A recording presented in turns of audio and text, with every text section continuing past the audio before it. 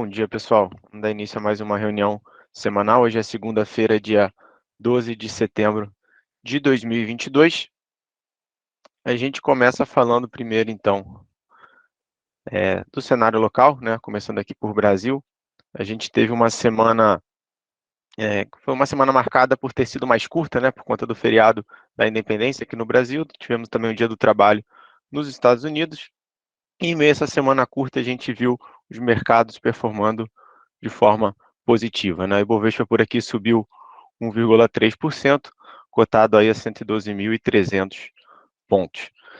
O grande destaque da semana passada aqui no Brasil foi o IPCA de agosto, que caiu 0,36% em relação a julho, né? Segunda deflação consecutiva do índice. Né? Como esse resultado, a inflação acumulada em 12 meses ela voltou a ficar abaixo de 2 dígitos pela primeira vez em um prazo de 12 meses. Tá? Ainda sobre o aumento de preço, o presidente do Banco Central, Roberto Campos Neto, né, ele disse em discurso que o comunicado do Copom continua em vigor, ou seja, que a autoridade monetária seguirá observando os dados e que a mensagem de avaliação sobre um ajuste final na taxa de juros segue válida. Né? Então, a gente vai acompanhar qual vai ser o movimento aí do Banco Central com relação à decisão de subir ou não esse último ajuste na taxa de juros aqui na Selic. Aproveitando de destacar aí as carteiras no mês, né? Então a gente inicia o mês de setembro com uma performance bastante positiva aí das nossas principais estratégias. No acumulado do ano aí a gente segue com um número bastante forte, tá? Passando agora para o cenário internacional, a gente vê também as bolsas fechando no positivo lá fora.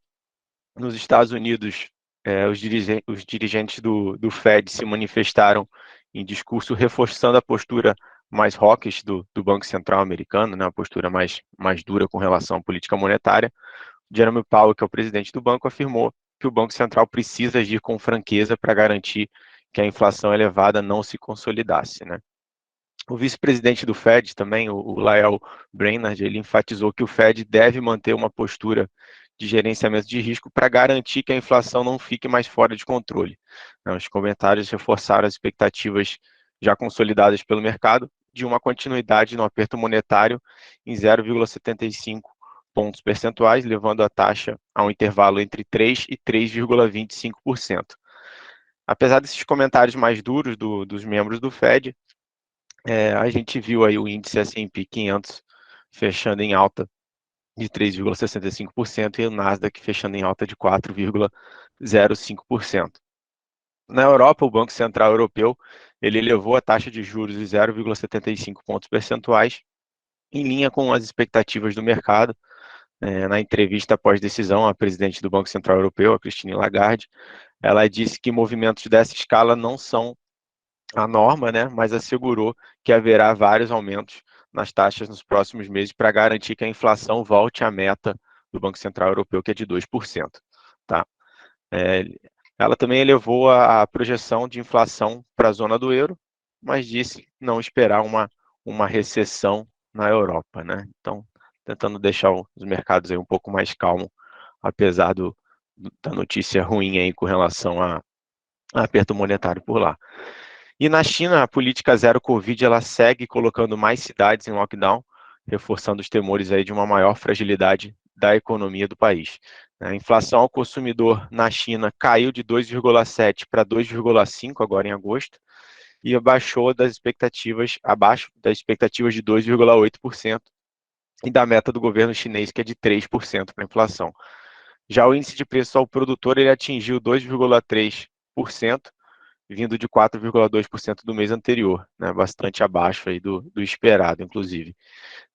As leituras mostram que o pacote de estímulos anunciado pelo governo chinês no último mês ainda não afetou o crescimento do país, que enfrenta várias dificuldades devido à interrupção na atividade econômica. Né? A gente vê a situação na China ficando bastante complicada, principalmente com relação ao Covid por lá, que segue muito forte. Né? A gente vê essa questão do lockdown voltando a impactar de novo a situação do país e provavelmente impactar também a economia local. Tá? E por fim, nosso índice de fundos imobiliários, ele teve a oitava alta seguida, né? Então, o índice, o IFIX mostrando aí uma forte recuperação ao longo desses últimos 2 meses, na verdade, né? Oitava semana seguida de alta. Foi uma alta mais moderada na semana passada, né? Subiu 0,15%, né? E foi impulsionada principalmente pelo segmento de shoppings, né? Com a alta da semana passada, o IFIX ele retornou então a patamares pré-Covid, né? A gente olhar aí o IFIX cotado a 2.980 pontos, era o patamar que ele estava exatamente antes de estourar o Covid aqui no Brasil, lá em fevereiro de 2020, tá? Bom, dando sequência aqui na nossa reunião, vou chamar o Leandro para comentar um pouquinho de moedas para a gente. Bom dia, Leandro. Bom dia, Gustavo. Bom dia a todos. O que a gente está vendo são os mercados digerindo toda essa informação que o Gustavo falou sobre deflação aqui no Brasil, né? Nós tivemos o IPCA, né, sinalizando aí que de fato estamos próximos, né, de um fim de aperto monetário, né? Mas vamos ver o que vai acontecer na próxima reunião. O real se valorizando aí frente ao dólar, né? O dólar caindo, voltando para casa dos 5,15, e o euro subindo um pouquinho, né? Mostrando bastante força ali na fala da Christine Lagarde sobre a questão da recessão europeia, enfim, né? Que quis colocar panos quentes aí em tudo que está acontecendo, tá? O DXY mostra um pouquinho essa aversão, né? Essa aversão não, esse apetite, né? Então ele caindo aí mostra que os mercados tiveram um pouquinho mais de apetite a risco e eles de fato trouxeram de novo à tona, né, um otimismo sobre a questão da inflação, que ainda é o papo principal por aqui quando a gente fala em moedas, tá? Então valorização um pouco no euro e na libra, tá? Voltando aí para os patamares de 5,17, tá? Preços bem próximos aí do dólar. E no campo das criptomoedas, né, bombando, 8% de alta e 12% em Ethereum, né? Bitcoin chegando em 21.500 mil dólares, né? Isso basicamente foi junto com o otimismo dos mercados e um pouco do apetite a risco que essas notícias da inflação estão levando, tá? Então, basicamente, todos esses ativos aqui estão em volta do cenário global e da inflação, tá? Então, vamos ver o que vai acontecer nos próximos momentos. Vamos ficar de olho na nossa taxa aqui do Brasil, que a gente não sabe se chegou no teto ou não, e seguimos aí para as novas notícias, ok? Um abraço, fiquem aí com as próximas notícias aí de commodities. Valeu, Leandro, obrigado. Bom, dando sequência aqui, vou chamar o Alipe para comentar um pouquinho do agro para a gente. Bom dia, Alipe. Opa, bom dia, Gustavo, bom dia, pessoal.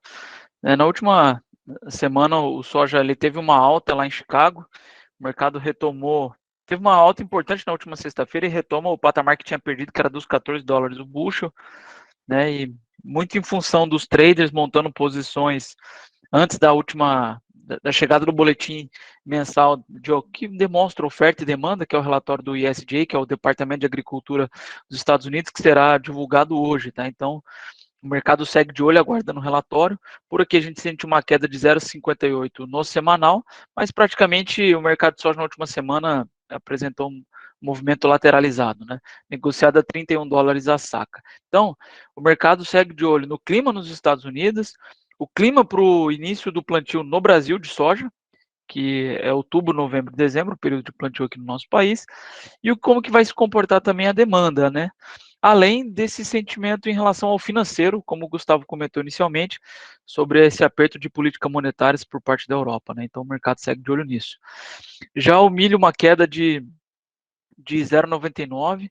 Lá nos Estados Unidos, o milho também subiu lá em Chicago, né, impulsionado bastante, mais uma vez aqui por traders, montando posições técnicas, cobrindo posições vendidas, aguardando o relatório que é emitido hoje, e além disso, existe um suporte também muito apresentado pelas ações atreladas a commodities e o mercado de energia também que segue mais alto, né?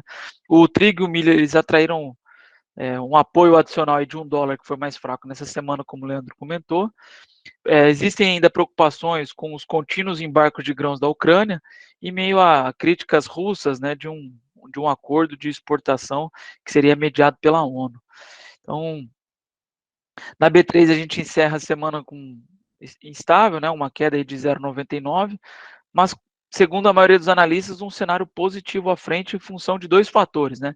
Primeiro, por uma safra cheia de milho safrinha, a gente acaba de colher a safrinha aqui no Brasil, a expectativa é que seja em torno de 92 a 93 milhões de toneladas de milho, isso ajuda a segurar o preço, né? E por outro lado, o início da curva de exportação também promete ser bastante relevante nesse final de 2022, em função da China voltando às compras, tá bom? Em relação ao boi gordo, tivemos uma alta de 1,10 no semanal, negociando a R$313 arroba, foi uma alta importante. Fazia alguns dias que a gente estava percebendo uma queda na cotação do boi gordo. Há pouco tempo atrás era negociado a torno de R$350 arroba, chegou a R$300, muito em função do conforto que estava nas escalas dos frigoríficos, né? E aí o preço volta a dar sinais de melhora. Então, para o boi interno, no mercado interno, já negocia em torno de R$300 arroba, e para o tipo exportação, o boi China, 305 no físico, eu digo, tá? O que a gente olha aí é o mercado futuro. Essa questão dos frigoríficos deu uma melhorada, tá? O frigorífico agora, eles estão indo mais em busca de animais para abate no mercado, mas ainda eles estão bastante confortáveis, então há um longo caminho pela frente, aí é muita oferta, tá? Já o café é uma queda de 0,42 no semanal, a safra com quebra expressiva, ela dá novo suporte, né? E o café arábica, ele encerra aí com uma queda de 0,42, também praticamente estável no semanal aqui para nós, negociando a $270 a saca, né? A preocupação com a oferta do grão, ele segue dando suporte às cotações, em um momento que o setor já se preocupa também com o retorno das chuvas no Brasil. A colheita nas principais áreas de produção já está em fase final, né? E os números divulgados pela Coxupé, que é uma cooperativa que atua ali na região de Minas, ela trouxe bastante incerteza sobre o mercado, pois ela demonstrou que existe uma quebra bastante expressiva e o recebimento de grãos no ano de 2022 não deve ultrapassar 4 milhões de saca, um número muito abaixo do que era esperado. Então, com tudo isso, o mercado de café segue ainda bastante volátil, importante aí que para quem não montou posição já procurar montar as posições em relação a hedge ou participação na alta, aí a depender da tua estratégia de comercialização. Beleza? Então essas foram as notícias agrícolas aí dessa semana, mercado todo de olho no relatório do ISJ que será divulgado ainda hoje. Boa, Lipe, excelente. Bom, pessoal, dando sequência aqui, chamar o Diego para comentar um pouquinho das demais commodities para gente. Bom dia, Diego. Bom dia, Gustavo. Bom dia a todos. Vamos lá, começando pelo petróleo, apesar aí do movimento aí de forte alta que ocorreu na sexta-feira, de cerca de 4%, né, basicamente, como o Leandro falou, né, por $1 mais enfraquecido durante a semana, e também os rumores aí que o governo Biden possa parar de despejar, né, os barris de petróleo da reserva estratégica dos Estados Unidos após outubro. Isso fez com que elevasse significativamente essa cotação, como eu falei, por volta de 4% na sexta-feira. Mas na semana ainda a commodity energética fechou com uma queda aí de 1,64, basicamente aí por conta dessas preocupações, né, com a desaceleração, crescimento econômico e esses bloqueios sanitários contra a China, né? Mais uma vez, essa política Covid-0 aí realmente preocupando bastante. Lembrando que a China é a maior importadora de petróleo do mundo, né?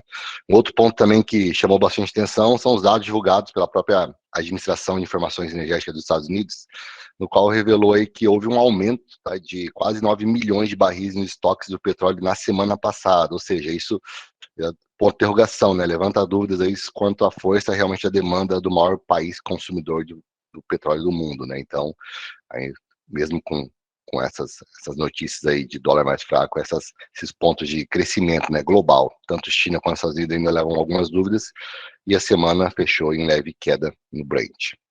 Já o minério de ferro aí, né, a gente se manteve acima dos $100, né, a tonelada, e registrou o maior ganho semanal desde o final de julho, né, essa alta de quase 5% na semana, impulsionado basicamente pelas expectativas de que o pico das obras até outubro impulsionará bastante a demanda aí pelo aço, né. A metrópole chinesa Zhengzhou, de aproximadamente 10 milhões de habitantes, ordenou, né, lá a gente sabe que tem essa questão de uma questão um pouco mais imperativa, né, ordenou o reinício das obras aí dos projetos imobiliários que estavam inacabados, né. Então o comunicado oficial é para que todos os projetos habitacionais que estavam parados sejam retomados até 6 de outubro, ou seja, nas próximas semanas, né? Segundo os dados da mídia oficial, tá? As operações das usinas lá em Tangshan, que é o principal polo siderúrgico da China, também começaram aí a ter uma recuperação, né, após essa queda do final de julho, que foi bem, bem forte, a gente comentou nas últimas semanas, e aceleração e a produção para atender esse aumento da demanda dessas construtoras nos próximos 2 meses, ou seja, a questão local está realmente, de fato, tentando fazer essas forças, né, com algumas ordens aí, para que volte a construção o mais rápido possível, para que, de fato, a demanda pelo aço seja restabelecido, né?